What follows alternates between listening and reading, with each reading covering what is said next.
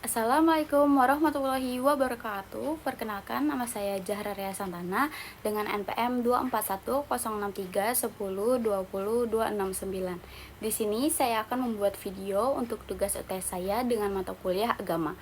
Di video selanjutnya saya akan membahas jawaban saya dari soal-soal yang telah diberikan.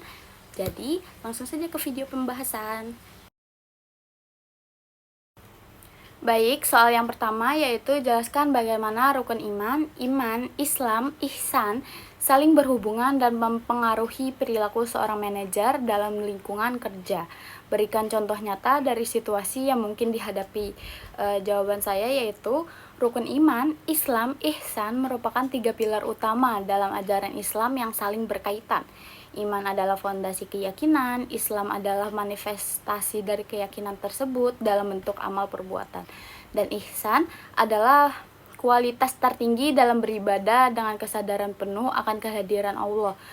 Dalam konteks manajerial, integritas, tiga aspek ini mendorong manajer untuk beriman, memiliki keyakinan yang kuat terhadap nilai-nilai kejujuran dan keadilan, berislam, mengimplementasikan nilai-nilai tersebut dalam tindakan nyata, seperti transparansi dalam pengambilan keputusan, berihsan, mencapai tingkat profesionalisme tertinggi dengan selalu berusaha memberikan yang terbaik bagi organisasi dan karyawan.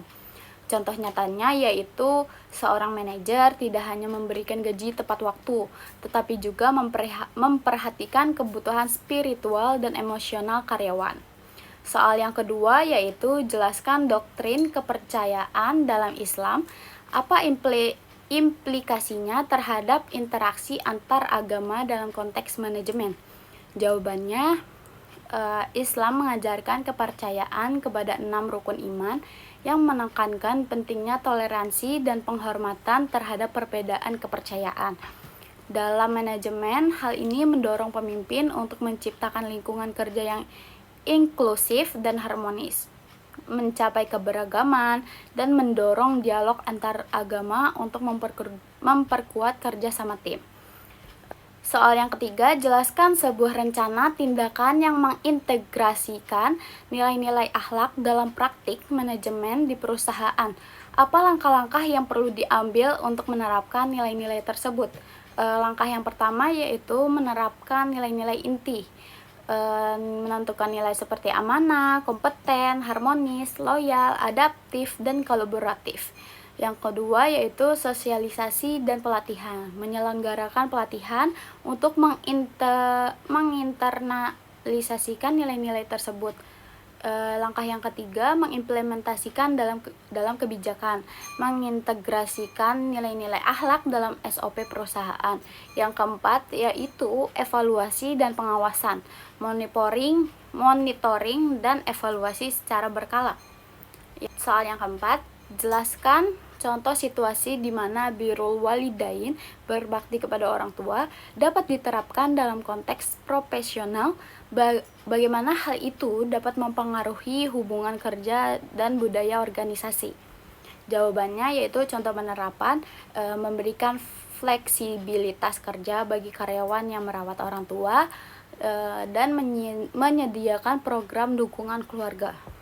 Dampaknya yaitu meningkatkan loyalitas dan kepuasan karyawan, serta membentuk budaya organisasi yang peduli dan saling menghargai nilai-nilai kekeluargaan.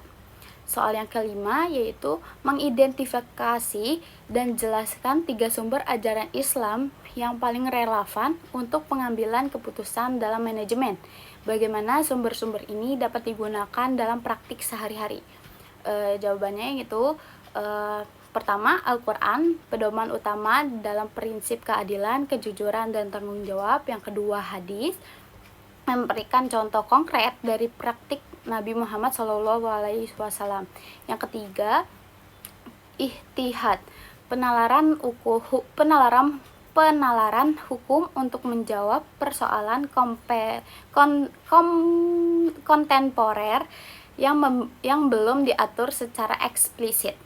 Soal yang keenam yaitu jelaskan proses ijtihad dalam konteks modern. Apa tantangan yang dihadapi oleh para ulama dalam menerapkan ijtihad di era globalisasi dan teknologi saat ini? Jawabannya adalah ijtihad adalah penalaran mendalam untuk menetapkan hukum Islam atas isu kontemporer. Tantangannya, kompleksitas isu modern seperti kecerdasan buatan dan fintech. Yang kedua, kualifikasi tinggi untuk menjadi mustahid. Yang ketiga, perbedaan pendapat antar ulama yang bisa menimbulkan kebingungan umat. Soal yang ketujuh, jelaskan rancangan sebuah program pelatihan untuk manajer yang mengedepankan nilai-nilai Islam dalam kepemimpinan. Apa saja komponen utama yang ada dalam program tersebut? Jawabannya yaitu komponen pelatihan, nilai-nilai kepemimpinan Islam, amanah, adil, syura. Terus yang kedua, studi kasus pemimpin muslim. Yang ketiga, pelatihan etika dan pengambilan keputusan syariah. Yang keempat, evaluasi berbasis spiritual dan profesional. Lalu soal yang terakhir, soal yang ke-8, jelaskan bagaimana pemahaman tentang rukun agama dapat membantu seorang manajer dalam membangun tim yang solid dan harmonis. Apa strategi yang dapat diterapkan untuk mencapai tujuan tersebut? Jawabannya yaitu rukun iman, Islam, ihsan membentuk dasar etika spiritual dan sosial yang kuat dalam membangun tim yang solid dan harmonis. Strateginya adalah membangun nilai bersama, menerapkan kepemimpinan transformasional Islami, membuat forum musyawarah, dan yang terakhir penghargaan atas perilaku etis dan kolaboratif. Sekian jawaban dari saya. Wassalamualaikum warahmatullahi wabarakatuh.